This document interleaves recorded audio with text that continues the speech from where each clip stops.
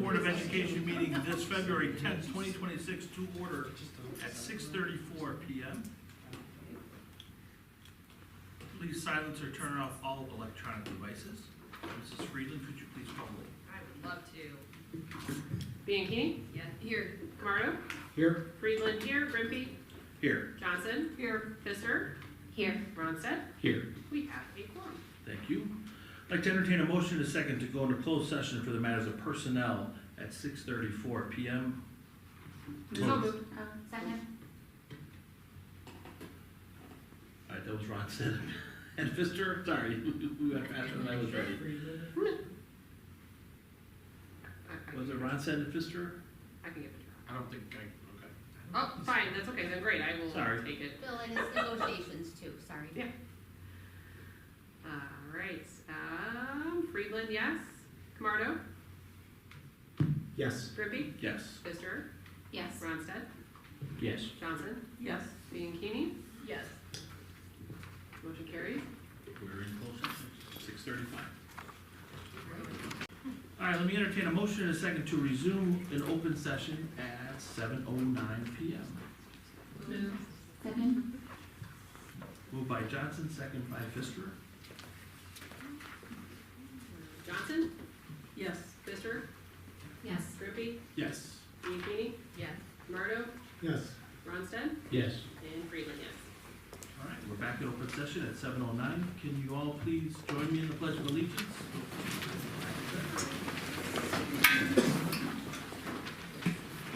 I pledge allegiance To the flag of the United States of America and to the republic for which it stands, one nation, under God, indivisible, with liberty and justice for all.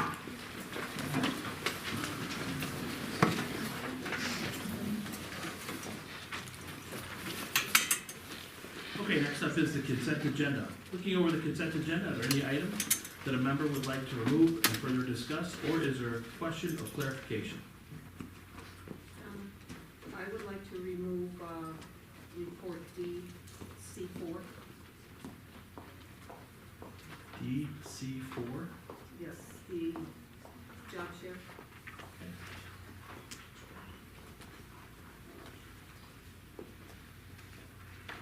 Let me entertain a motion in a second to approve the consent agenda excluding DC4, which includes Board of Education regular meeting and closed session meeting minutes from January 13th, 2026, an edited personnel report, actual payroll bills and checks, Chromebook refresh program, and press packet 120. Moved by Grimpy, Second. second by Friedland. Grimpy? Yes. Johnson? Yes. Bianchini? Yes. Ronstadt? Yes. Friedland, yes. Camardo? Yes. And Pfister? Yes. Motion carries. Okay, let me get a motion in a second to discuss personnel report DC4. Moved. Second. Pfister and Bianchini.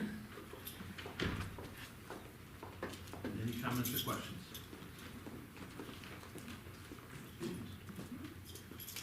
Okay, hearing none. Let me entertain a motion in a second to approve personnel report DC-4. Moved. Second. Pfister and Camardo, please take roll. Johnson? No. Grimpy? Yes. Ronstadt? Yes. Friedland, yes. Bianchini? Yes. Pfister? Yes. Camardo? Yes. Motion carries. Thank you. Next up is board communications, and first up is district recognition. Mr. Timmons, you have the floor, sir.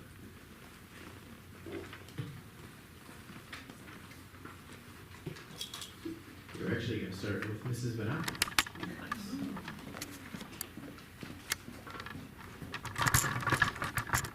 Hi everyone, thank you for being here tonight with us at Indian Grove. We're very excited to host you. And we're also very excited for all of our student visitors that are here with us and a couple of our staff members. So as part of tonight's showcase, we would like to display all of the ways that we incorporate literacy outside of the classroom in after-school events that staff members and students are always eager to participate in. We'll be talking a lot about how we've developed our literacy programs this year, and so with that, we really want to showcase the different clubs that also speak to literacy and why students are excited to be learning about it. So with that said, we have 3 different club representatives that are here with us. And we are going to be speaking specifically to members from Stories and Snacks, Battle of the Books, and the Spelling Bee. So we are going to start off with our 2nd grade representatives from Stories and Snacks with sponsor Mrs. Brower. So Mrs. Brower and students Grace and Shayla, if you'd like to come up, that would be wonderful.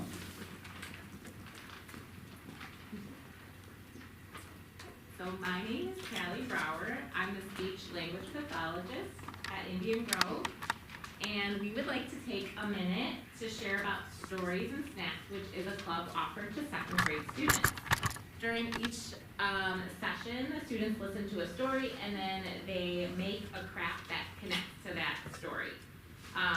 Reading and cooking are both language-rich activities that naturally support vocabulary, sequencing, retelling, answering questions. So it also aligns really well with the student improvement team's goals of comprehension through discourse and also executive functioning skills. Some of the stories that we've read are The Smart Cookie, and then we decorated cookies, Dragons Love Tacos, and then made walking tacos, Sneezy the Snowman, and then made a banana snowman. And then tonight, we're giving you a little taste too of what we did a few weeks ago after reading a book called Pop by Karen Kilpatrick. It's about a little colonel that dreamed of the day that he would pop.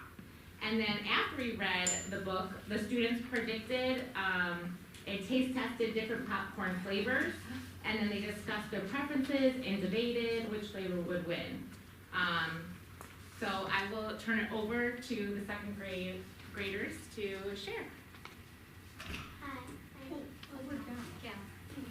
There you go. Hi, my name is Grace, and I am in 2nd grade. I love Stories and Snacks Book Club because I get to hang out with my friends, and I like to make the food.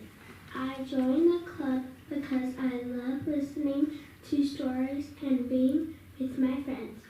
There is always a new book and a new snack. Each week, that is a surprise. We never get clues.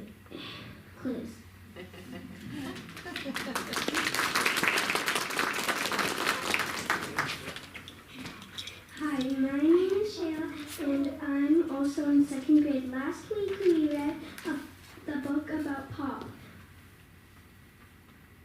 popcorn kernels named Otto, who dreams of popping and turning into popcorn one day. After we read the book, we did a draft of the types of popcorn we love, and the most I love the Cheeto flavor is the best. We also made caramel butter and kettle flavored popcorn.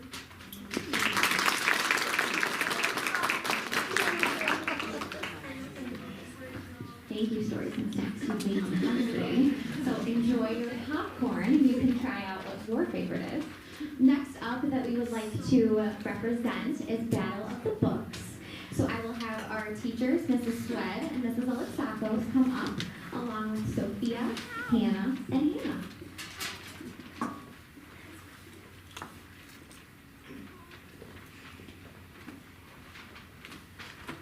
Hello, good evening.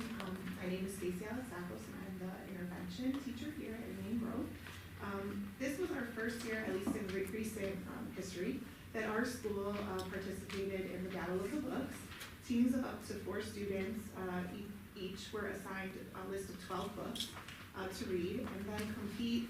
We met and practiced. We had some mock Battle of the Books. They studied and created little study guides, and then they competed in the final battle of book-related comprehension questions, which was pretty exciting. Hi, I'm Karen Spun, and I'm the ACE teacher here at Indian Grove. And one thing to note is that the Battle of the Books really encouraged a lot of different skills, the promotion of skills in students. Participating in these reading clubs or reading competitions, it improves cognitive function, it boosts empathy, creative skills, and collaboration. It exposes students to new genres that they might not otherwise have explored. And it also gives students a great sense of accomplishment once they've read the books that they were assigned to read. We're lucky to have 3 members of our inaugural winning team here today. And Sophia Dragunov is going to begin by telling you how she became interested in joining Battle of the Books and how she was choosing her teammates. Hi, my name is Sophia Dragunov, and the reason I wanted to do Battle of the Books was because I like to read a lot, and it sounded fun to be reading and answering questions with my friends. The Bananas was our team name. How we formed our team was when I asked Hannah W. and Hannah E. to be on the team together, and then we asked Arya. It was really fun, and I'm really grateful that Miss Sweat and Miss Alazako started it. One of my favorite parts of the battle was when we were told we got first. It was so fortuitous that we won, and I'm really glad our hard work paid off. I want to thank everyone on my team. Next, Hannah E. is going to talk about. Hello, my name is Hannah Erickson, and our group of 4 had to read 12 books in a 3-month time span, but that was not very hard for us considering we are 5th graders. We all studied very hard for this and prepared with a lot of time and thought, especially Hannah W, because she was fastidious on making sure we read all the books in time. Even though some of us were doubtful that we wouldn't get first place, we pushed through and came out on top. We were all baffled that we won, but elated at the same time. When we were grappling with the right answer during the competition, we unpacked all of the knowledge we knew about the book and tried to come up with the right answer. The books I read were A Boy Called Bat, Jeremy Thatcher Dragon Hatcher, and Elvin Howe. These books were easy and engaging on a level that made me stop and really pay attention so I could prepare for the battle. Also, these books were not much of a challenge for me because I love to read. But I still did read slowly and steadily so that I could have a better understanding of them. The most important part of why we won is because we read carefully outside of school hours. Also, from my experiences with reading, I better understand the book I am reading if it's intriguing and fun. These books we read certainly were, and that helped us to study and understand them more. I'm so glad to have had this experience and this opportunity I could never abhor. Now, having the honor to be here speaking in front of all of you is just wonderful. Now I will hand it over to Hannah W. to explain her experience during the battle.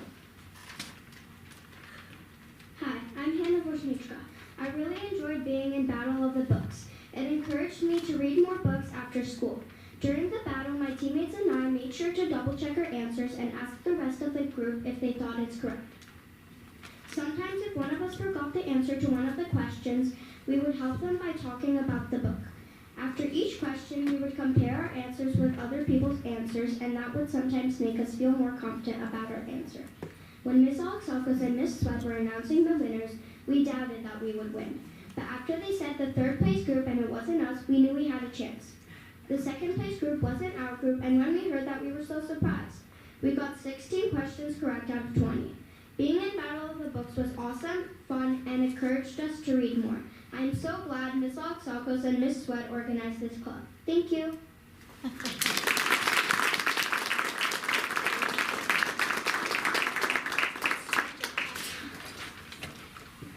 Well done, girls. It is clear your determination and perseverance paid off.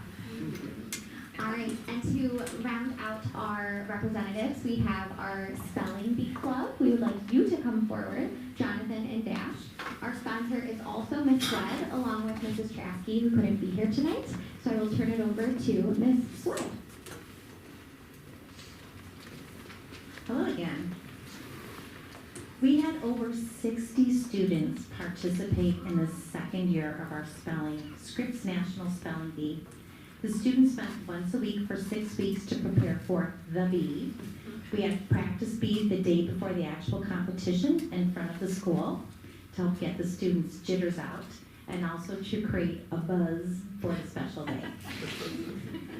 One thing to note is participation in the spelling bees help to improve vocabulary acquisition. which in turn leads to better reading comprehension and the ability to write more precisely. Hone memorization skills, which will serve students as they are called upon to remember a greater amount of and more complex material during their academic career. Foster confidence in public speaking, and of course, participation helps students learn resilience, which is so important in today's world. It was such a joy to see the support given by the participants that day as they marched forward through each round. So we have our 2 spelling bee champions, Jonathan from last year and Dash from this year, to say a few words.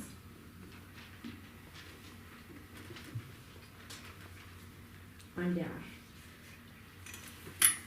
Today I'm going to be telling you how I practiced and how I get ready for the spelling bee.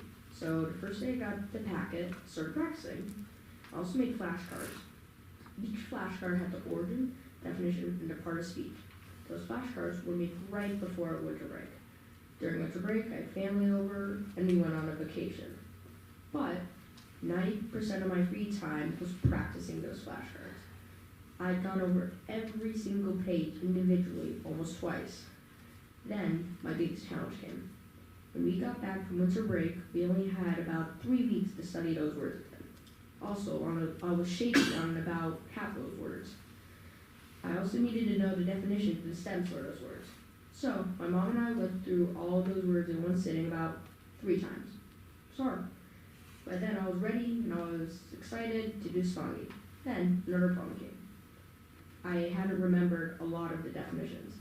So I had to squeeze them in with some practice from my dad, who encouraged me to always practice. A lot of time I also had the 5th place winner, my sister, Gigi, to help me practice. So I managed to get through all the words and I was ready for spelling bee. On day B, I went through some of the hard words one last time. And that brings me to Jonathan. Good evening, everyone. My name is Jonathan Kenner. Today I want to tell you why I joined the spelling bee. At first, spelling bees might seem scary. You stand in front of a lot of people and everyone is listening to you spell one word. But that's actually one of the reasons I like them. A spelling bee challenges me to be brave and do my best even when I feel nervous. I also like spelling bees because I enjoy learning new words. Every word has a meaning and sometimes a cool history. That's why I like spelling bees. They help me grow, learn new words, and challenge me to do my best.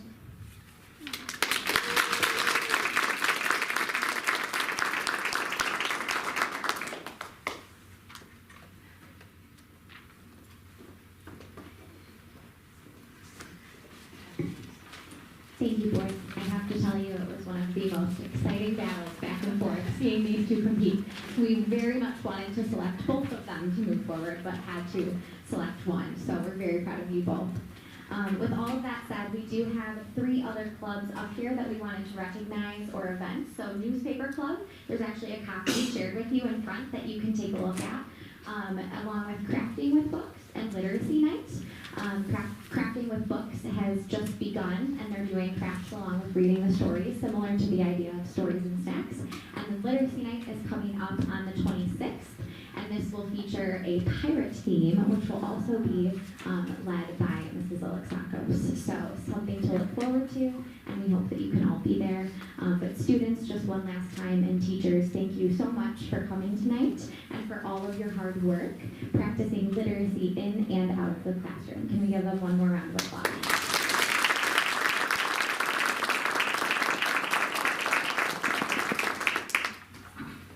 Does anyone on the board have any questions for the staff, the students? Go ahead. I don't have a question, but thank you. I was like, that was wonderful to both experience, and you're right, that spelling bee was intense. I mean, I wasn't able to stay for the entire time, but it was very fun. It was really neat to watch. So. Anybody else? Okay, great job. Thanks, guys.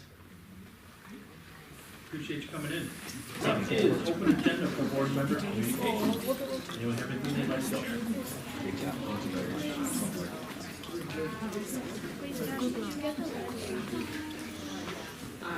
I know I saw Tim and Donna at the fun fair for youth and the spot was as chaotic as ever, but also very Yeah, it's like the fun. So, yeah, good time for all the kids, lots of fun around.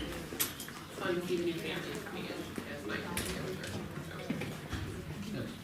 Again, this Sunday to the Shining Stars for my prospect. So down the road in there, that was quite an event. It was really well put on, and a lot of other school board members from the area. So I think represented 26 well. I was able to attend a couple of nights at Indian Grove recently. I attended Techno Night, which I think we also had at Euclid maybe last week.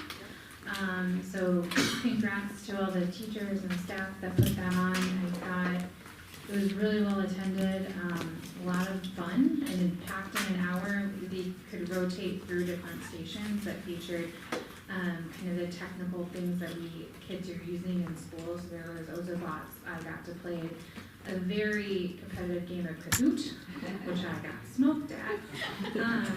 Everyone stole all my gold. It was very fun, and there were snacks, and it was just great to see families just pop into school for a night and go into all the rooms and experience it as a family. And then last week we had Monet Night, which is, if you're familiar with like painting, and usually there's wine involved. There was no wine here, but the really unique thing was that this has been an event at Indian Grove for a while, but this year it was they utilized Mr. Feltman, who is the art teacher, to lead the painting. So the kids couldn't have been more excited. Mrs. Van Eck was there helping, Mrs. Creaser was helping, had Mr. Feltman's back there. The gym was packed, and it was just a really cool opportunity for students to see Mr. Feltman painting in his element and following along. So it was fun. Yesterday was Civic Connections meeting at the library, Mount Prospect Library, and that hosted a plethora of elected officials. There was the village board, we were represented with Mrs. Johnson, Mrs. Bianchini, myself. District 57 was there, District 59 was there, 214 was there, the Mount Prospect Park District was there, the River Trails Park District was there, and it was really just an opportunity for all of us to network and talk about what's going on in each of our areas of expertise, our districts, if you will. Our board was nice enough to just told me to take the mic, and I was speaking, so I tackled that on behalf of us, and it was nice to brag once again about being able to remodel 3 out of our 4 schools without going for a referendum. I like to say that often when I'm in front of the village board. So I had an opportunity to say it again last night, and it was a great opportunity. Nice event. Anybody else? Just last thing was the music sharing for the 4th and the 5th graders over at Euclid, always adorable. But you know, the kids love to get up and sing and show off their skills. So, and lots of instruments as well. So thank you to Mrs. Thompson and all of those volunteers. A lot of stuff going on. Next up is RTEA comments. Bob, you taking this one? Yes, sir. All right, good to have you. Good evening. On behalf of the RTA Executive Committee and the entire membership, I'd like to thank the Board of Education and the administration for the excellent ongoing working relationship that we continue to have. We are in the midst of negotiations, and it is going phenomenally. We have just started compensation, and the board has provided us with a very generous opening offer. We are trying to get back to you as quick as we can, but it is a complex package, and we want to make sure that we do both sides justice with our counter proposal. So thank you so much. Thank you. And next up is visitors' comments. At this time, I would like to recognize any members of the audience who approach the board with their comment or question by completing a visitor comment card. Please do note that the board and administration does not respond, and if you wish for a response, please provide your name and number or email for a member of the board or administration to get back to you. Speakers are encouraged to limit their time for others to participate. A 3-minute time limit per speaker with an overall 60-minute maximum for visitor comments per our current policy. And I do have one tonight. Courtney Zimmerman.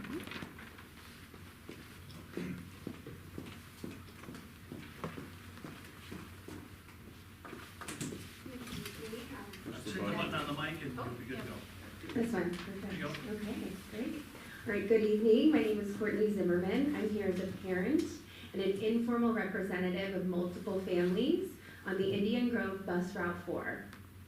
I want to be very clear at the outset. This is not about one driver. It's not about accessing private personnel information.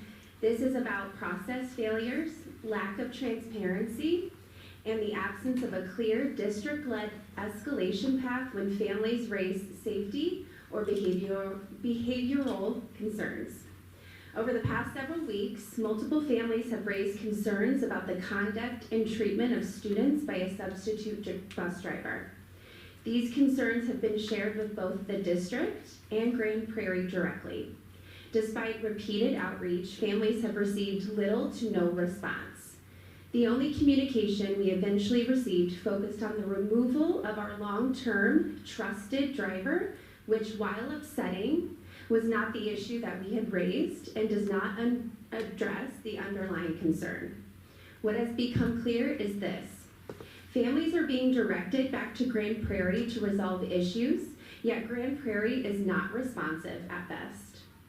At the same time, the district positions itself as unable to intervene because the transportation has been contracted. This is leaving families without a clear advocate or accountable path forward. And this is especially concerning that given Grand Prairie is a long and large-standing transportation provider, we have a multi-year contract in place, and families reasonably expect that these concerns should be acknowledged, documented, and addressed in a timely manner. So right now, there's no clear policy for how families escalate concerns, what response timelines should be, or how the district ensures accountability with its transportation vendor. What we're asking for tonight, we are respectfully asking the board to consider the following 3 actions. First, establish a district-managed escalation process for transportation concerns involving safety or student treatment, one that does not rely solely on the families contacting the vendor directly. Secondly, define response expectations, including acknowledgement timelines and follow-up communication to the families. And lastly, clarify the district's oversight role when concerns involve sub-drivers or repeated complaints. Families understand that vendors manage personnel, but the district is responsible for advocating for the students and their families. Without a defined process, trust erodes, and that's where we are right now. We appreciate the work of the board and the administration, and we are hopeful that this moment leads to clearer policies and better communication moving forward. Thank you for your time. Thank you for your time.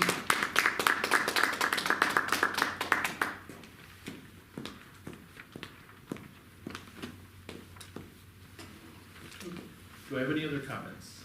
Visitor comments? Hearing none, we'll move on to new business. This is for our Indian Grove School update.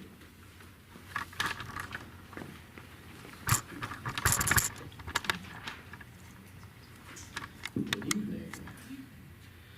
Just to echo what Mrs. Benacken shared earlier, thank you for the opportunity to come and share. I always like being able to peel back the curtain a little bit and give a peek into all the things that we have going on here that we are very, very proud of. Starting with the slide that you see every time we present. This really, again, highlights the alignment between everything that we're doing within the district. And I think my goal here with our presentation tonight is to talk a little bit about how we use the information that we have available to us, the information that we collect, to turn that into these goals that align with Jody's goals and the district goals, and that turn into our building goals, classroom goals, and the goals that we set for our students. So these targets are things that I also share in my presentations every year. These are the things that we set on the onset of where we hope for our children to be as we start our work. The goals themselves are set to be intentionally high. It's something ambitious, something that we want to strive for. They are also aligned with our strategic plan. These are some of the same benchmarks that are set forth in the strategic plan itself. And then I use this table that I believe I also share every year to keep track of how we do. And this is giving me information over time. A lot of the information on this comes from some of our more local data, our MAP and AIMSweb assessments in literacy and in math.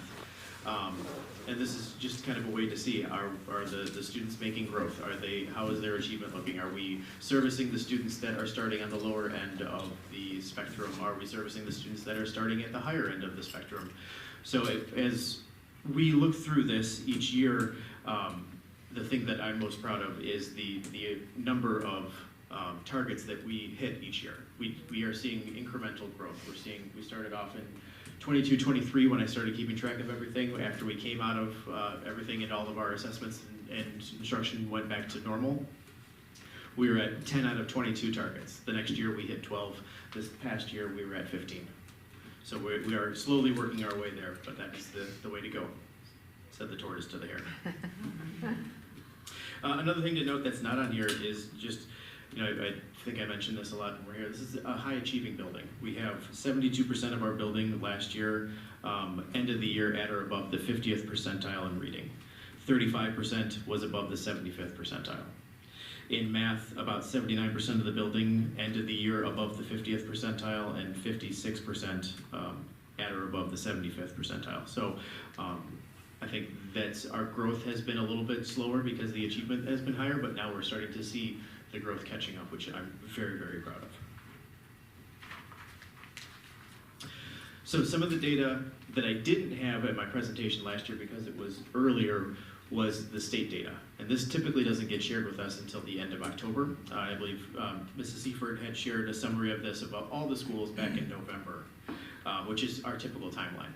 Because it comes to us so late, there isn't much that we can do with it in the moment. It's not gonna inform right away the way that some of our local assessment and local data does. So we typically use this as a way to either validate, affirm, triangulate the information that we have. Is what we are seeing a trend across a lot of areas, or is it something that it was a blip in one area and might not be showing up somewhere else? So out of all the state data that we get, there we go. Out of all the state data that we get, this one tends to be the easiest to read just because it's on a 100-point scale for each of the sections. The ELA and math data comes from the Illinois Assessment of Readiness, the IAR, so it's really just looking at grades 3 through 5. And we typically do see every year that proficiency is maxed out. I'll talk about growth in a minute here. The EL progress to proficiency comes from the Access, which is happening right now, and measures how well our English learners are progressing towards English proficiency each year. The Science is the Illinois Science Assessment, which is only taken in 5th grade and 8th grade, so it's really just representative of our 5th graders here in the building. And if you recall back to the presentation that I had given back in October about some of the changes to the state assessments, the Science one was the only one where the proficiency, reaching proficiency became harder because the original goals were set during COVID and were way too low. Then chronic absenteeism, that's our score, not the amount of kids that are chronically absent.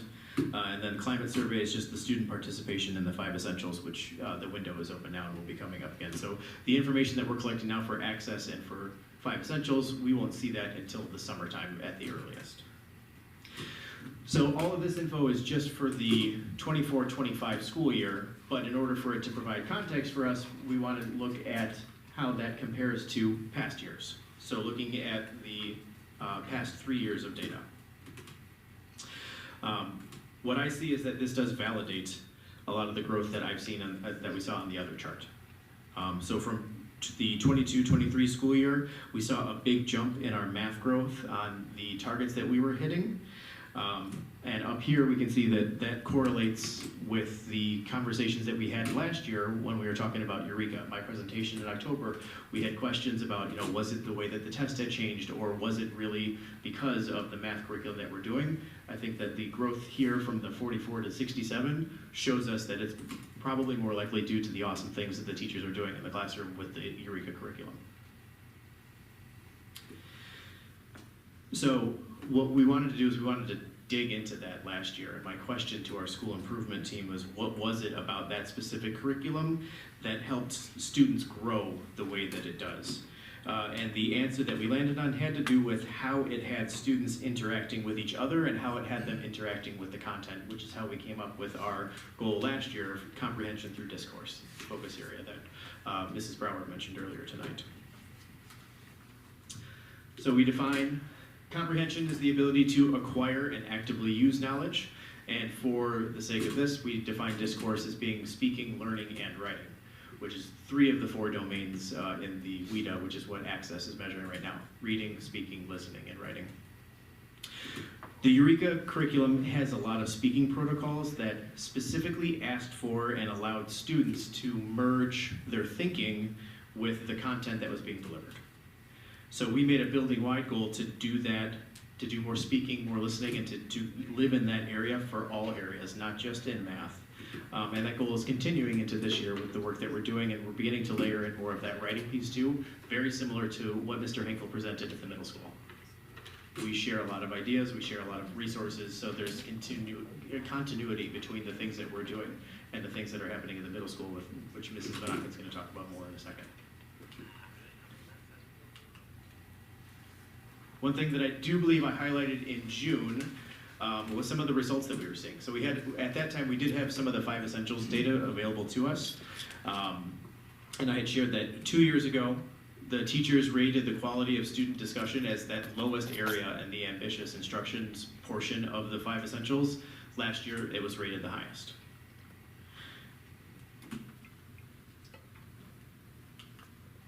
Now hitting on the growth piece from the state data, we also saw a pretty dramatic growth in our ELA growth from 23-24 to 24-25. Not quite as big as the math from 23 to 24, but 11 points is nothing to scoff at. I think another big celebration that came out of this was the number of students that we were able to exit out of EL services last year. In the previous 2 years, we had exited 15 and 16 students respectively. Last year, we exited 34. Then, again, the overall index score on the bottom, out of 100 points, continues to mirror that incremental growth that we're seeing from the other checkbox charts that I keep.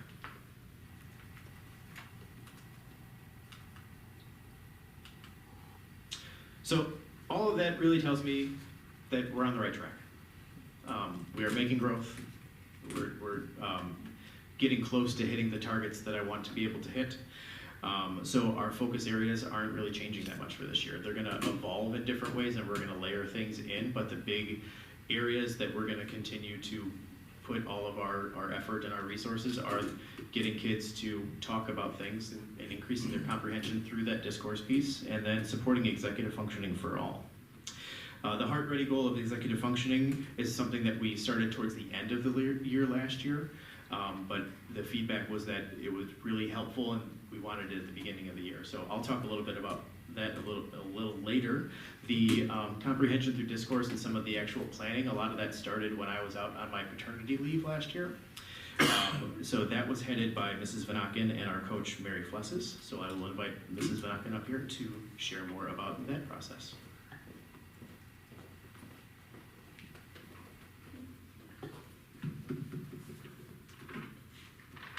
Thank you, Mr. Timmons.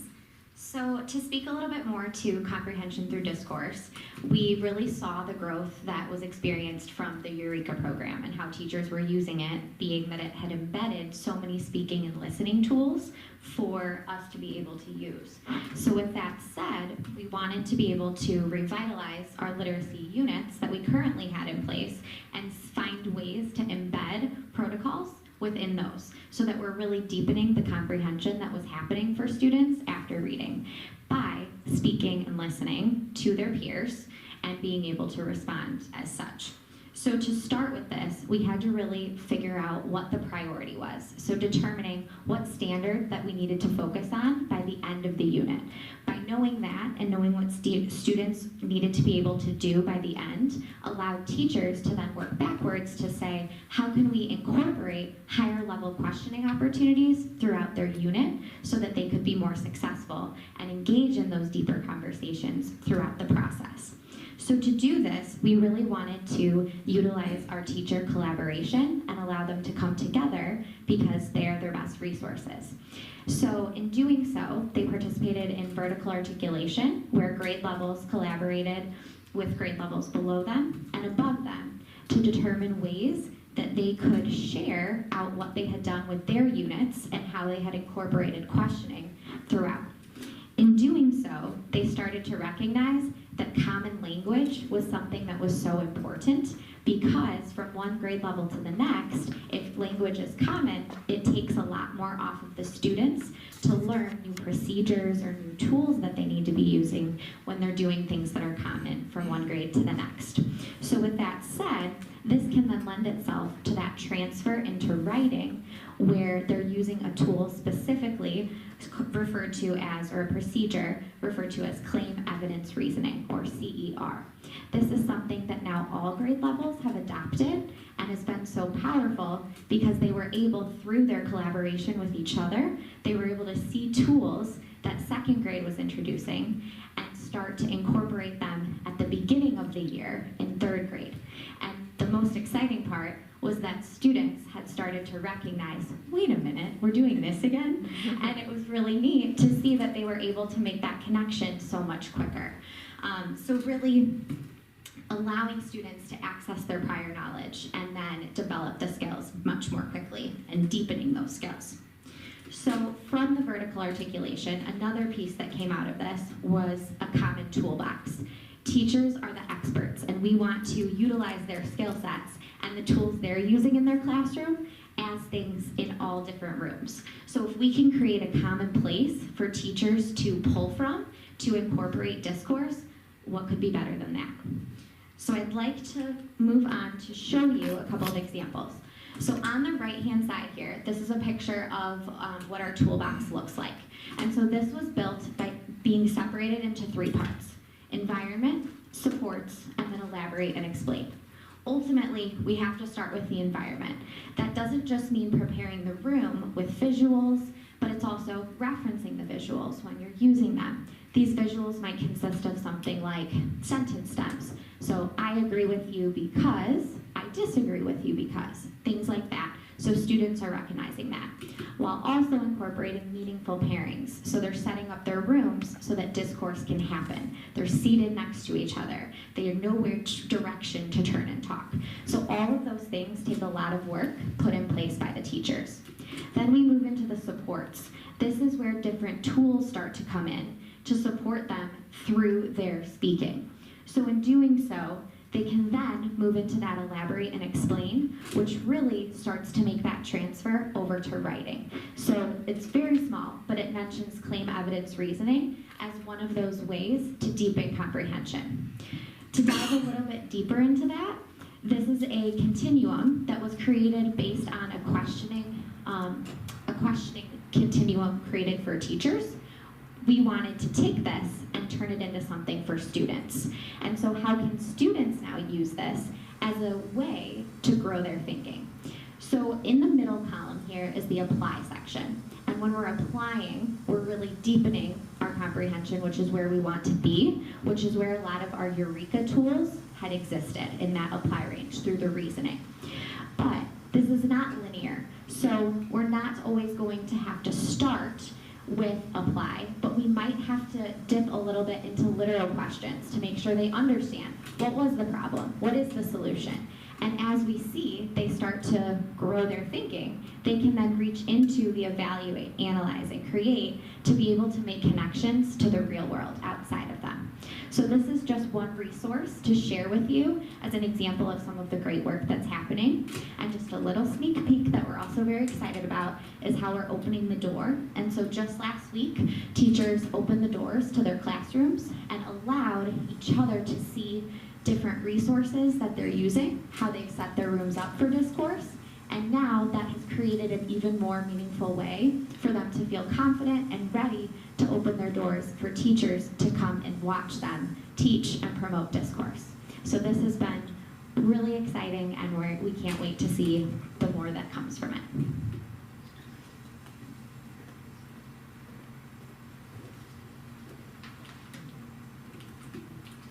So the second part, supporting executive functioning for all, really comes from the work that we've been doing with NSSEO and our NSSEO coach, Kim Weimer. She began to present to our staff towards the end of last year about executive functioning. We saw the value of it right away, and we saw how it could be implemented because we were basically starting carte blanche this year. We got a brand new blank walls. Everybody had to kind of go through their stuff and figure out what we wanted to keep, what we needed to get rid of. We had an opportunity to set up our rooms specifically for this in mind. So we started the year really focused on the executive functioning pieces. And while Melissa was working with the homeroom teachers and building some of the units, I got a chance to work with our specials teachers and specialists, really supporting the heart ready piece and the executive functioning piece to then support everybody else as well. So executive functioning, it's kind of everywhere right now in terms of the things that people are trying to build and the skills that we're trying to build up. It is compared to the control tower of your brain. It manages information, it integrates it into the things that you already know, and it uses it to respond in ways that would be helpful for you. This includes our abilities to keep ourselves organized, to plan ahead, to initiate and stay focused on tasks, to regulate our emotions, to be flexible, and basically everything else that we do. We know that strong executive functioning skills set students up for success, both now and in the future, but it's typically not fully formed until sometime in the 20s, either early or late, depending on gender typically. Before your executive functioning skills mature, a child is really reliant on the adults in their lives to act as their brain manager, providing guidance, asking questions, helping them problem solve, and supervising their behavior. Our brain responds to experiences like a muscle, and it only gets strengthened the more that you use it. So we want to give students the opportunity to use these skills because the more that they do them, the more hardwired it becomes within their brains. So the focus this year has been on the different ways that we can curate in our environment the idea of connection, predictability, and consistency. Connection being relationships between adults and students, between students and students, that feeling of community, feeling of belonging, and that home-family connection. The predictability is being able to connect new experiences to things that you already know so you can kind of take a guess at what's happening, which helps alleviate anxiety. Things like routines, knowing actions, consequences in your environment can help you better predict things that are happening next. And then the consistency is pretty similar to predictability, but we view that as the alignment between grade levels, between classrooms, between curriculum. The more familiarity they are with the tools and the things that they're learning, the quicker it is for them to pick up and then to build on that. So to showcase some of the tools that we use for that, we have an executive functioning toolbox as well, something that our student services team has been able to add to because they have been more of the experts in this area traditionally. And then through our work with Kim and NSSEO, she's given us a ton of tools that we've been able to practice and apply in our classrooms, and I've actually started to take those tools that she's been teaching us and sharing them out with families in my newsletters in January and February, because these are really great parenting techniques as well.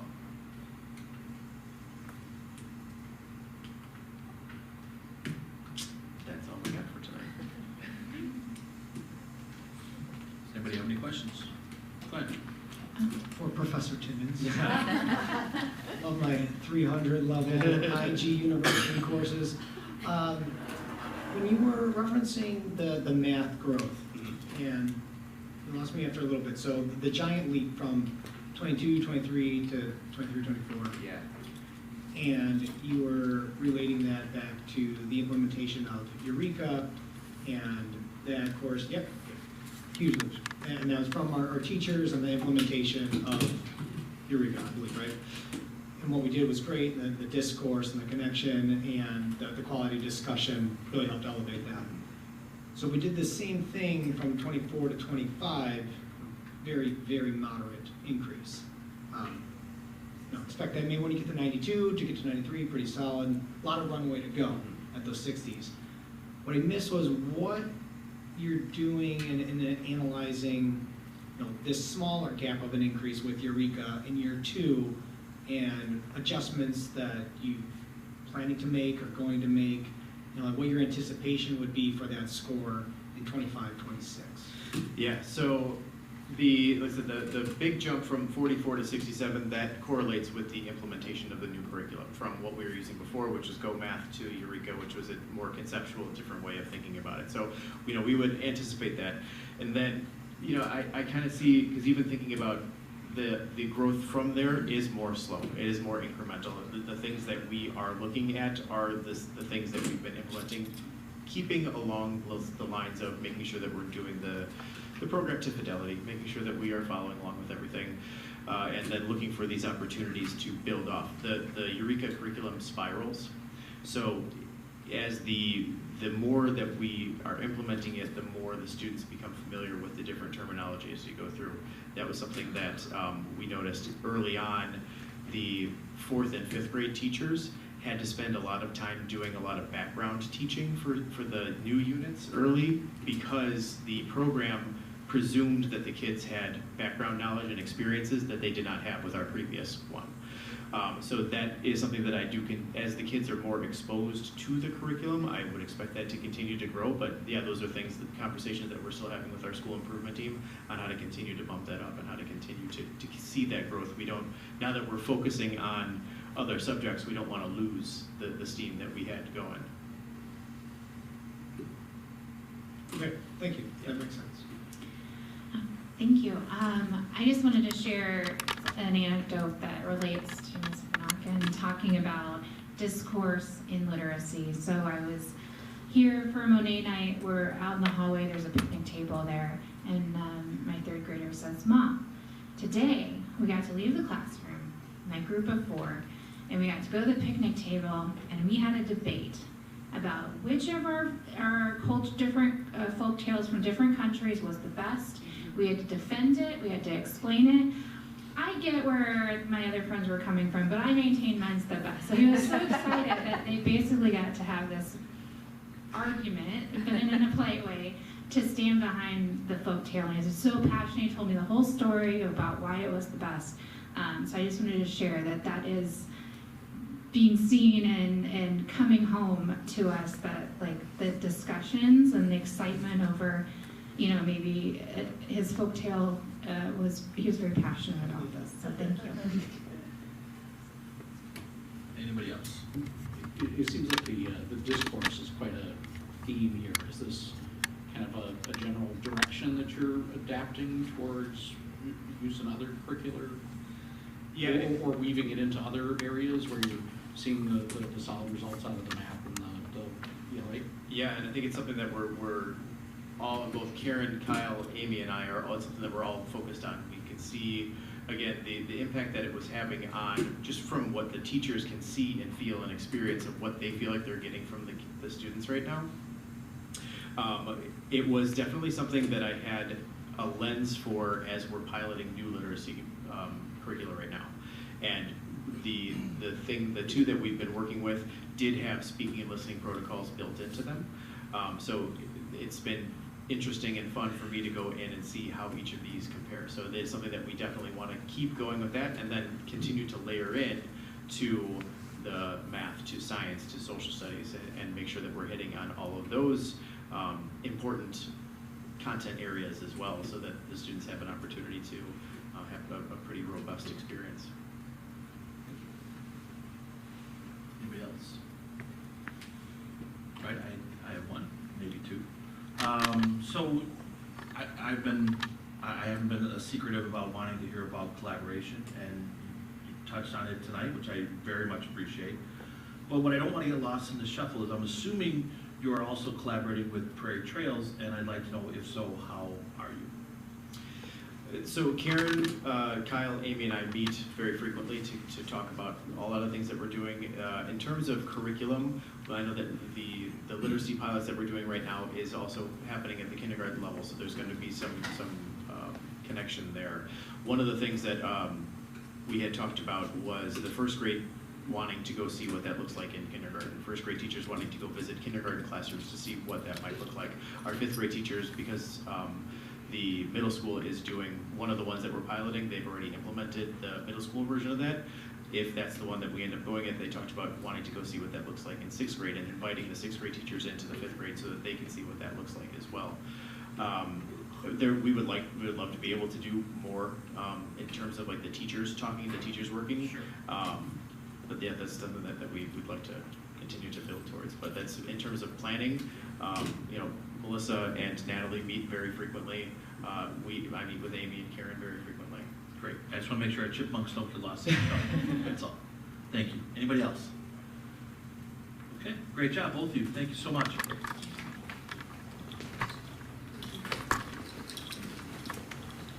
All right, next up is business services. Mr. Barry, you have the floor, sir. Thank you very much. So the report tonight was basically just talking about seasonal staff and bringing summer help and potentially winter break help into the operations and maintenance and the technology departments. This is something that we have historically done for as long as I've been working, and schools have been working in the summer. It's kind of, you know, basically when students aren't in session, that's our one time to really do deep cleaning, add things to the buildings, do high levels of cleaning for the tech department to run, to refresh everything when they're able to. And really those extra hands at a relatively reduced rate and costs really help us in those supplements. So you'll be seeing, if everybody's all right with it, you'll be seeing a few positions coming to the personnel report in the next few months. Only question I have, if I may, your predecessor really made it sound like the scope of the work during the off-season, if you will, is going to be narrowed down quite a bit because of the remodels that we've done. The floors don't need as much work that they've had in the past. Is that coming to fruition, or? Yeah, I mean, yes, the building, you know, the floors, we won't be waxing and or stripping and re-waxing like we have in the past. We haven't need to. Some of the floors at the middle school still need that.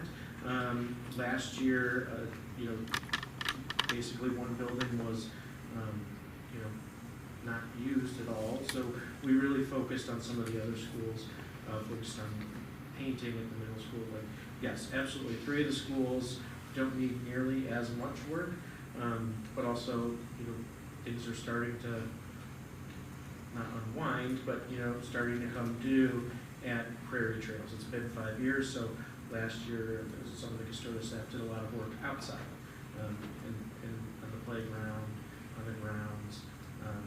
So, you know, there's always a focus. There's always the constant juggling of people are still in the buildings in the summer. We constantly have summer programs at the middle school. We've got our own summer school.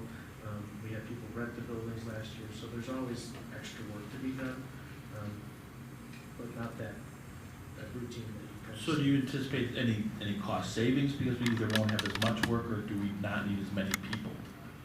Or maybe both? I mean, you know, potentially both. I don't know if we need all 4 potential summer maintenance helpers. You know, in the past, last year we only had 3 again because we had a building not being used for most of the summer. But the extra hands, it's also the opportunity that most of our full-time custodians take off their time in the summer. They take their vacation time, which is also when we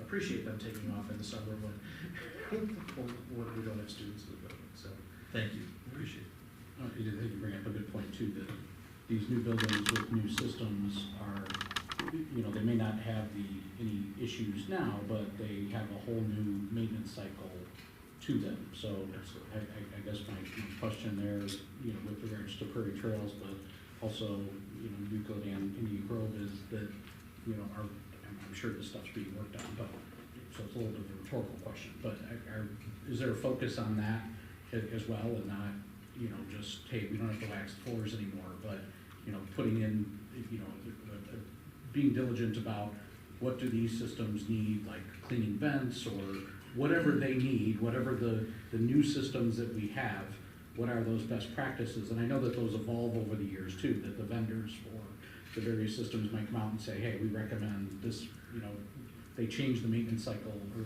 requirements as time goes on. absolutely, the preventative maintenance is huge when it comes to, especially the new systems on one of the old systems. And I think, some of the maintenance staff particularly are kind of getting more involved in learning as time goes on of the intricacies of the new systems. So, the custodial staff in the past has been used to going in, checking the boiler, checking the pressures, and now, each new building, we have these new systems, they learn a little bit more every summer. Our maintenance staff is able to learn a little bit more every summer, to really take care and prolong the life of the systems themselves. Yeah, absolutely, thank you. But, prolonging these or maintaining these systems is, we spend a lot of money on them, and we're planning on having to run things for quite a while, so, keeping, it's like a brand new car, right? I mean, you skip an oil change early on, you're gonna pay for that later, so just, making sure that required maintenance is, even on newer systems is gotta focus on. So, thank you. Anybody else? Okay, thank you. Next up, committee updates. NSSCO is our first one. Mr. Ronstadt, you are our representative. Okay, well, first of all, shame on me, I did not do the write-up. I will still do a write-up, and maybe we can throw that in the consent agenda or something for next month or something, just so we memorialize that, and please all do hold me accountable to getting that done, and anybody else that's representing NSSCO. So that being said, we did have a meeting. We did have, made progress on things. There's a rebate. They do their annual analysis of expenditures versus collections from the tuition and fees. So there's a rebate coming back to us for, I don't know if you call it rebate or whatever you call it, but there's money coming back to us for that. We continue to run really close to capacity just within the facilities, so basically out of physical space at this point. Still maintaining, and one of NSSCO's directives is to take every student that the member district send. So, and definitely prioritize that to make sure, but we are, just kind of busting at the seams a little bit and getting, it's not a problem yet, but it's getting there. We continue negotiations, so, meeting with the folks there on a pretty regular basis. We also have a new director for Slowick that was announced that'll be taking over in July. And that is that's what I got. You wanna add anything, Jody? I have my report coming up, so I will save it. Nice, fair enough. All right, next up is the president. Does anybody have any questions for him? Sorry. Make sure you have enough to ask. Okay, the next up is the president's report. I'll cover upcoming events, district news and board meeting dates. We've got Family Literacy Night here at Indian Grove on the February 26th at 6 p.m. There's also the Indian Grove PTC Movie Night on the 27th, the next night, also at 6 p.m. Over at the middle school, we've got chorus, bucket, and steel drum concert on the 25th at 7 p.m. Pack the Place is on the 27th at 6 p.m. There's a 6th grade concert on March 4th at 7 p.m. And then the 7th and 8th grade concert on the 9th, also at 7 p.m. Some random dates for you. President's Day is going to be celebrated on the 16th, no school that day. We will have brewing with the board on the 17th. We'll be at Mount Prospect Horizon Building. That's on Kensington, just east of Wolf, on the 17th from 2 to 5. Kindergarten registration for next year opens up on the 17th of February at Prairie Trails from 4 to 8. We also have the North Cook Divisional Dinner on March 3rd. For those who have registered, if you want to have Patty register you, please let her know. Board dates. We also have the Operations Committee meeting on February 23rd, 4:30 p.m. at the Admin Center. And then finally, we will have our next Board of Education meeting back at the middle school on March 10th at 7 p.m. And that's everything for my report. Next up is the Superintendent's report. Dr. Megley, you are up.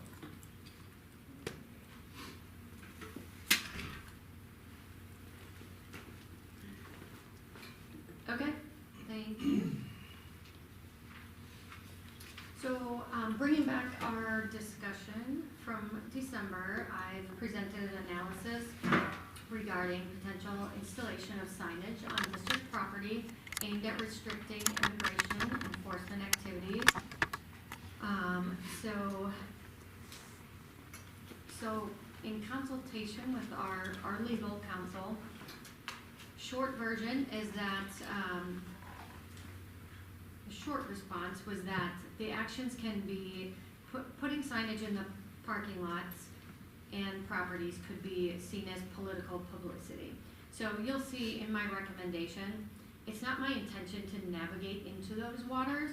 You know, my focus and the focus of the administration is always on the operations of the district, the safety and security of the students and staff. So ultimately, this decision is yours, so that's why you didn't see a clear recommendation from me in my write-up. So this is a board decision, and my role is to ensure that regardless of the signage, our staff, our students are safe, and our staff is prepared for any changes that come about. So you guys know we've been working on this topic district-wide for well over a year, and so we'll continue to operate with students and staff as our priorities. So moving into some of the pros, so just to kind of summarize, I'm gonna hit most all of them. So pros to have postage signage would include trust and safety. So identifying our schools as safe zones could potentially reduce student and family anxiety. It does post some jurisdictional boundaries, basically saying that our property is our property and its primary function is education, not federal enforcement. Protocol consistency, it reinforces our existing requirements that all law enforcement really just must check in at the main office. So those are some of the pros, building trust there. I think with some of the cons kind of act against the pros, if you will, in that it does lack legal authority. There's limited legal authority. The signs can't legally stop an agent with a judicial warrant. So if that is presented to us, we need to act on that.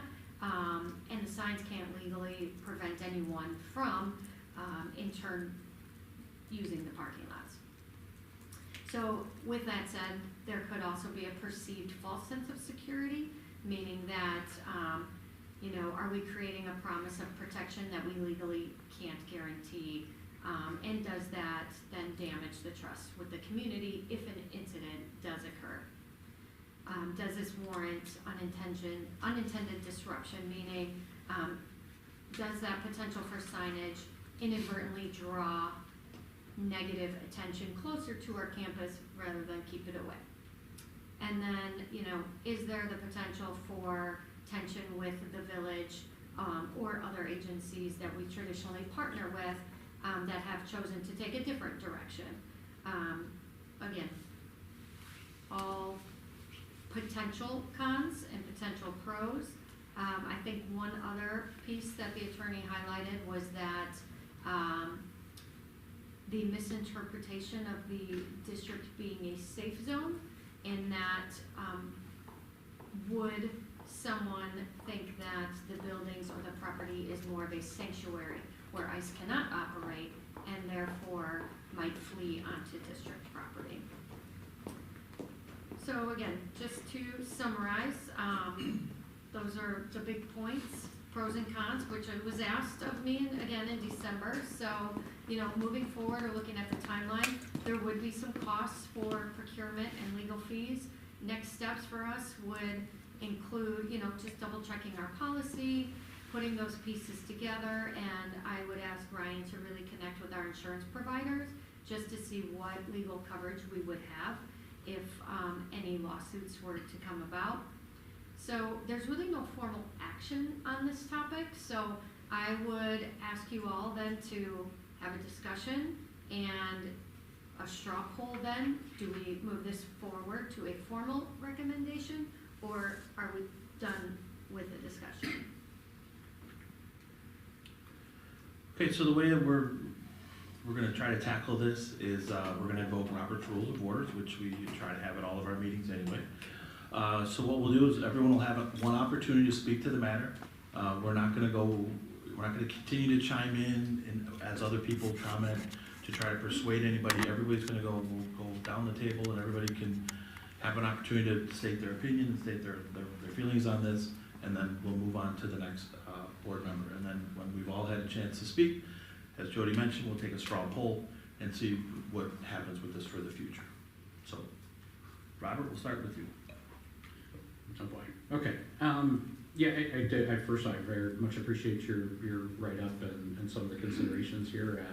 You know, I do think that they're valid, but I do also think that we can operate in an area that accomplishes both sending, to some degree, this is about sending a signal or making a political statement to some point. It's funny that, you know, we're talking about engaging our attorneys and, you know, making sure that this is all legal when, you know, at this point it's pretty well documented that they're pushing the envelope, not necessarily playing within the law, and that's quite frustrating, you know. And I have been, I support immigration enforcement when it comes to following a proper process, having a warrant, being clearly identified as to what they're doing. But, you know, right now we have, you know, people from out of town that don't know our community driving around in unmarked vehicles with, you know, armed, with lacking identification, and that is not, I mean, just period, we're a school, we don't want that near us.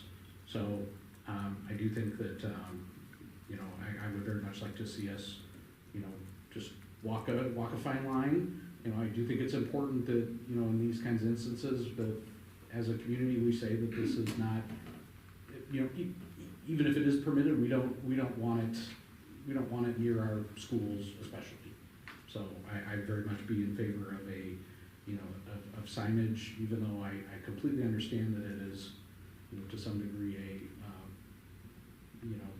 a visible, difficult to enforce.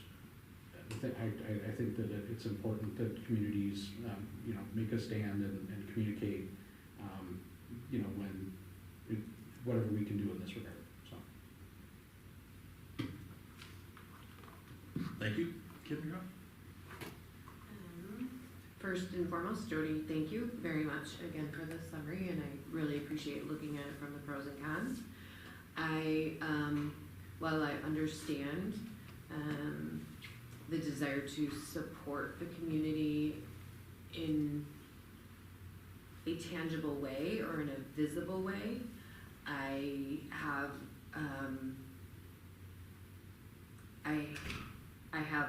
angst with veering or indicating in any way that we are participating in this from an opinion rather than from what our responsibility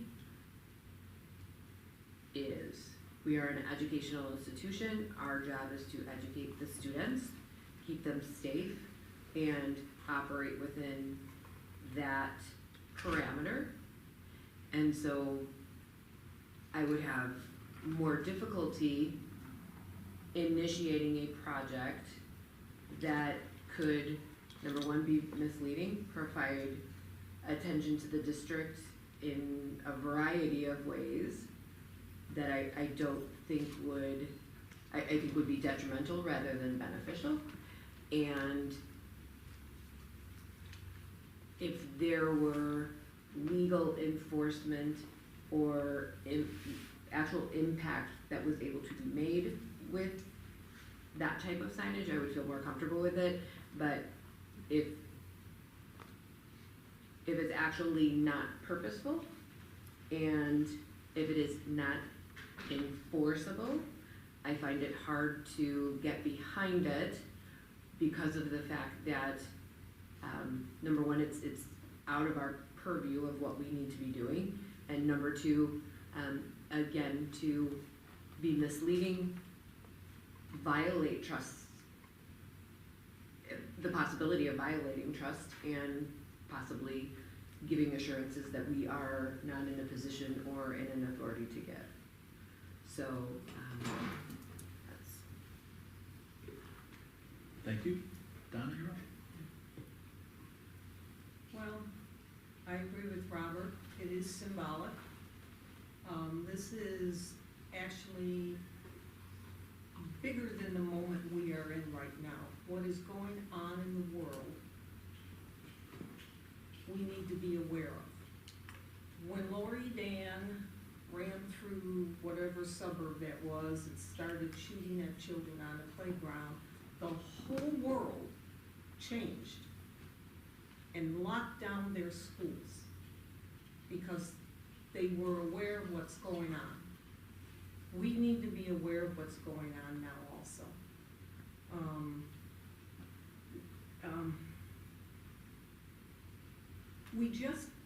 We need to stand in solidarity with the people who are fearful. We need to stand for the rule of law. We have to make a statement.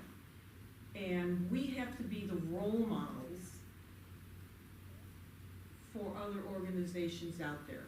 And other organizations, village boards, county boards, there are a lot of places that are taking a stand and making a statement. They're passing resolutions, they're putting up signs. And I just want to say, ICE is not a law agency. I don't like it when people say we're going against the law. They are not law.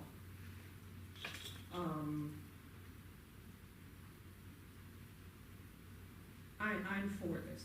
I think we should do this and send a message to the community and the people who are fearful for their lives. I'm done. Go ahead. Going down the line. Oh no, sorry, and on such a serious topic too.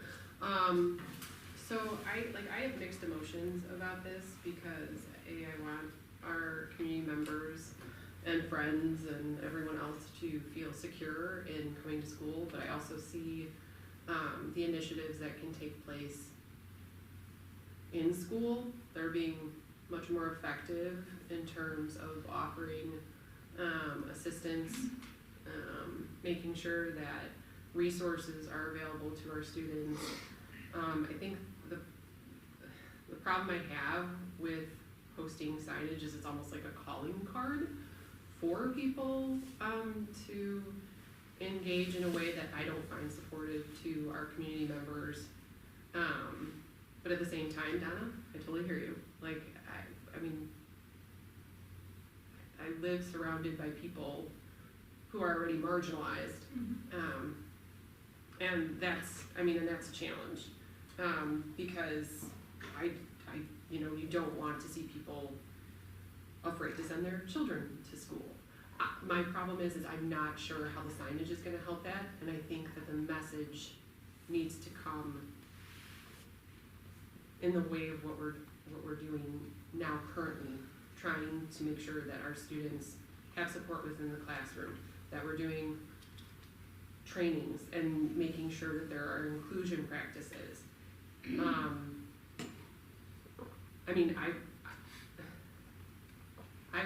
I will support putting up signage, but I just am not 100% sure and certain on whether or not that's the best use of our resources in this current time of need. And I feel like there may just be better ways to kind of utilize those assets and not take away from the good work that we're doing with the students and families that are definitely impacted by this. Having that evening at Euclid with the night of cultures where everybody came in, I personally feel like you could probably see that some families were a little nervous. Like a couple of people, that I talked with that are friends. And at the same time, they say that they feel supported there because of the staff and the administration. So I'm torn on this one. I get making a point, but I also see what we're doing internally to make sure that our students and our families are supported. I know I can't abstain, or whatever, because this isn't really a vote, but, again, I am okay with putting up the signage. I just know, I can't say that I'm wholeheartedly behind it. Thank you. Louis? Seems like we all kind of feel the same way in general, just won't rehash everything. No, I think the pro-con outlines it very well. I think what my stance is very similar to Janine's, saying is a sign the most pragmatic way to express, support. I'm open-minded to it. I'm kind of curious to know what would we say on the sign. I'd like to, yes, and so I think that's where I'm saying I'm not a yes or no at this stage. It would be more definitive to say how I would feel based on what is being posted. So that's kind of where I'm at this point. So I would say yes to continue discussing, but depending on what we want to say is going on the sign, I feel more strongly one way or the other. Okay, I wrote something, so humor me, because my brain was all over the place and I didn't want to ramble, so hopefully I won't. So I just want to acknowledge that I think this is an issue that we wish we didn't have to address tonight. And as I thought about what has happened over the past few months, over the year, in the memo that we were presented, I just kept coming back to the oath that we take as school board members. And when we take our oath, we committed to serving in accordance with the U.S. Constitution, the Illinois Constitution, and the laws of Illinois, and to be advocates for our students and our community. And I think that oath matters in this conversation. And this isn't about ignoring the law, or I don't think taking a political stance. It's actually about following the law and making sure our schools remain places where kids can come and learn without fear. And the law is clear. Under the 14th Amendment, reinforced by Plyer and Doe Supreme Court case, and the new Illinois Safe Schools for All Act, children cannot be denied access to public education based on immigration status. Illinois has been clear that schools should be places where students can learn without fear. And as school board members, we are trained to understand what fear and trauma do to children. Families in our community are scared right now. Students are carrying worries that no child should have to carry. The idea or even the fear of armed, masked individuals working for the federal government, taking neighbors or family members is deeply traumatic. And that fear doesn't stay outside the school doors. It walks into classrooms every day. I also think across the countries, in places like California, Chicago, Minnesota, and Portland, one thing that has consistently helped families navigate fear and uncertainty is community coming together and showing up for one another. And during this time, clear communication, visible support, and shared values matter. I know this is complicated. The federal guidance that once limited enforcement near schools is no longer in place, and things are changing quickly as states and cities file new lawsuits to try to protect their schools and families. There is no perfect solution, but that is what makes our leadership important at this moment. At December's meeting, we asked to consider signage similar to what District 21 has implemented, and I want to acknowledge the administration for thoughtfully laying out the pros and cons. The concerns listed are real, and they deserve consideration. But I also believe if we choose not to make a statement or take action, that is still a statement. Silence is not neutral. We need to be clear about the values that guide our decisions, and I believe this board should lead, not wait for others to do so. I understand that the Village of Mount Prospect has chosen not to take action at this time, and that is their choice to make. At the same time, other local governments and school districts have chosen to use their voice. The Village of Wheeling passed an ordinance last November. District 21 has released statements and put up signage. And District 57 is currently working on the wording of a potential resolution for review this month. We have the opportunity to define how we want our voice to be heard. Signage is one option to consider. It is not a legal shield, and we should be honest about that. But it is a visible statement about what our property is for: education, safety, and care for children. It establishes expectations and reinforces existing protocols. If federal agencies or agents attempt to use school property for immigration enforcement, they will be asked to leave. I also know that our teachers and staff have been fully prepared to address immigration situations and protect the safety, privacy, and well-being of our students should immigration officials come to our schools. Beyond signage, I strongly believe we should be communicating our policies with district families and residents, including clearly communicating about what the law says and what it does not. Sharing trusted immigration resources like District 21 has done prominently on its website. Explaining our policies and procedures to families in plain language, including what policies we are creating for the new Illinois Safe Schools for All Act that went into effect in January 2026. And we also support a resolution being passed about our policies like District 207 passed in December 2025, which reaffirmed their policies and that they are following Illinois and U.S. laws while centering student safety and well-being. This will not likely be the last time we revisit this issue. Things will change and we will need to adapt, but if we are anchored in our values, we stay anchored in our oath, the law, compassion for our families are going through, we will make better decisions as conditions evolve. I'm open to ideas about how we proceed. I see signage as one tool, not the only one, and I support proceeding with next steps on the signage.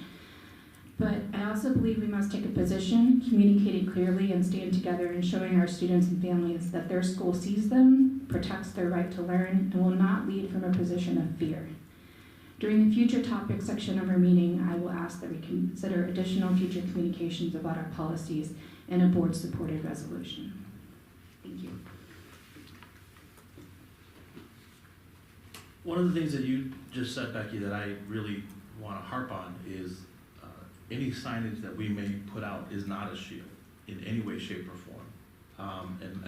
My fear is that people who see it would think that it is a shield. And if they were to be pursued by ICE and run onto our property, they're still going to be pursued. It's not a safe zone. So then that opens us up to liability issues. And how do we then have to deal with that? I'm also,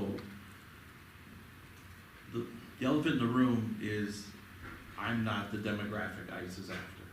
I'm not bragging by any stretch of the imagination, but they're not coming after our demographic. So I don't feel that I'm in a position that I can tell other people what's going to make them feel better, what's going to make them feel safer. I would love to hear from our community that would be affected by this and what would make them feel better. I'm all ears. I just don't think that a sign is going to achieve that.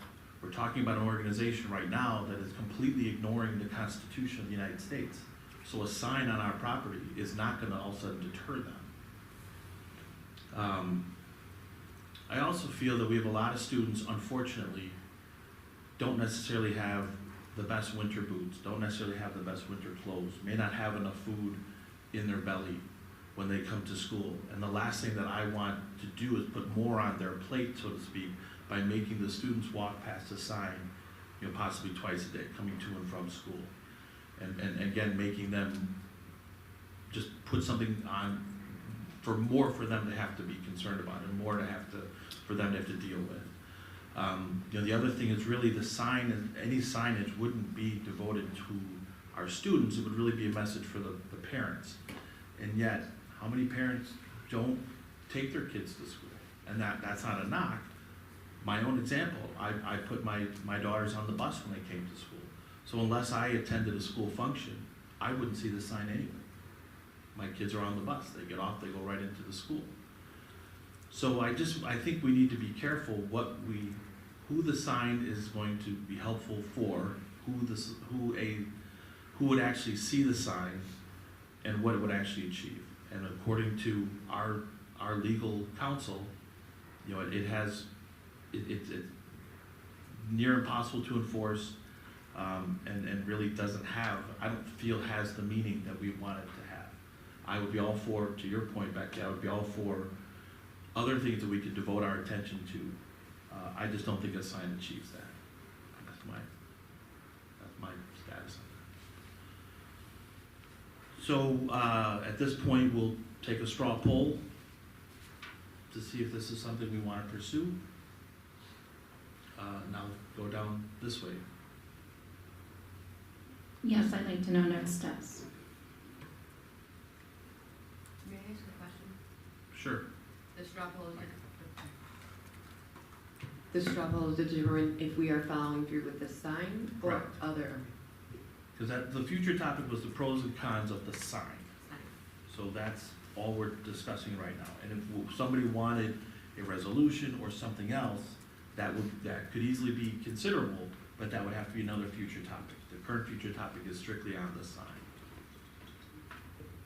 To keep discussing the sign, or say, yes, I want a sign, but not even knowing what's on there, where it's Correct. going, who's it, okay, just to keep talking about it?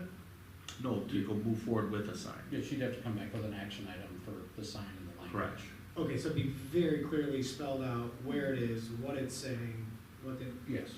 okay, and then we say, I like it right now. Yes. Okay, yes, I'm for proceeding.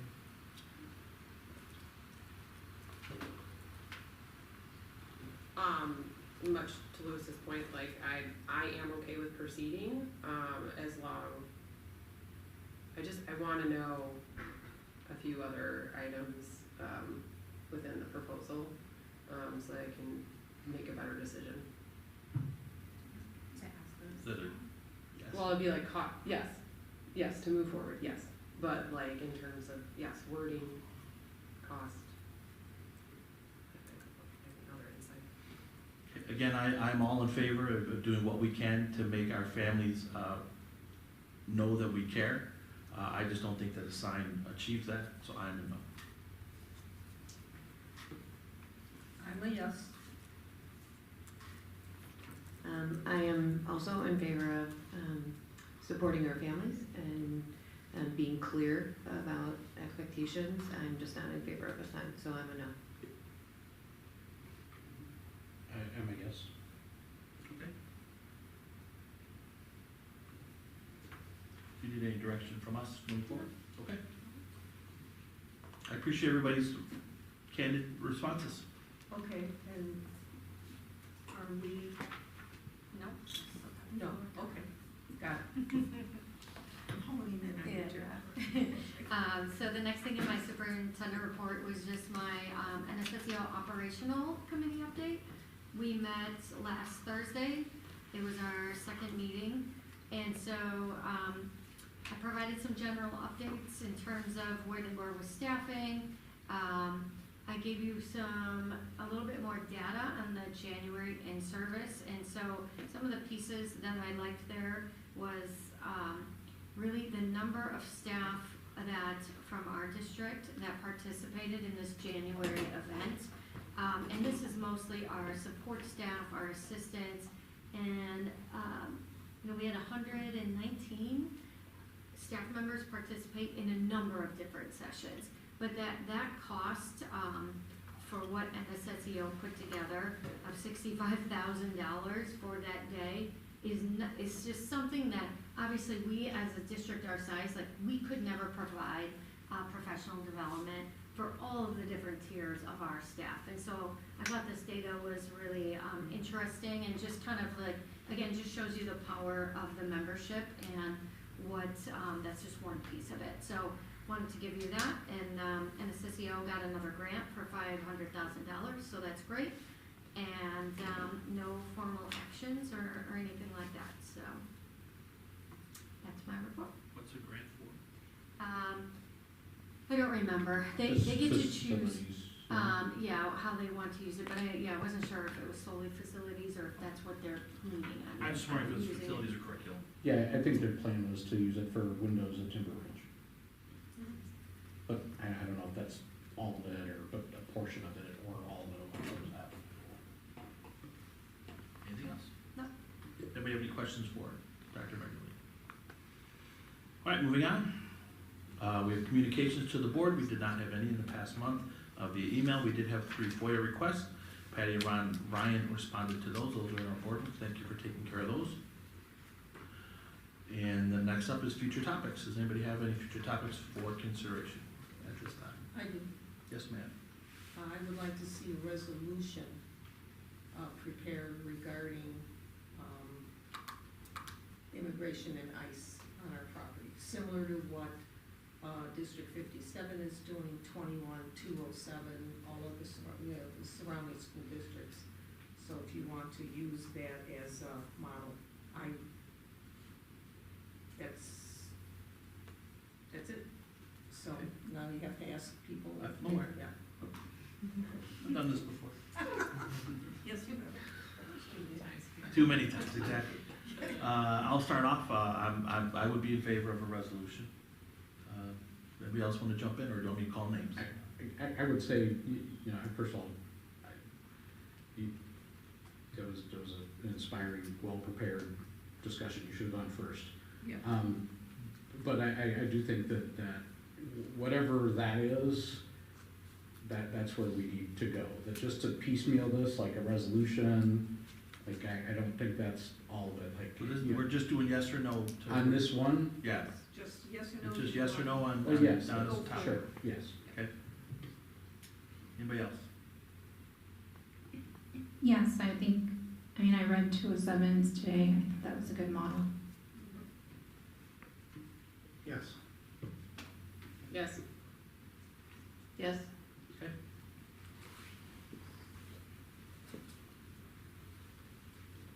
Do you have any questions on the topic? No, I mean, I think that one could be pretty straightforward, that we would put on the agenda, drafted as a action item. Absolutely, Yeah, yeah. okay. I would anticipate so. It doesn't seem like there's any discussion about that, or pros and cons weighed differently, so. Correct. Okay.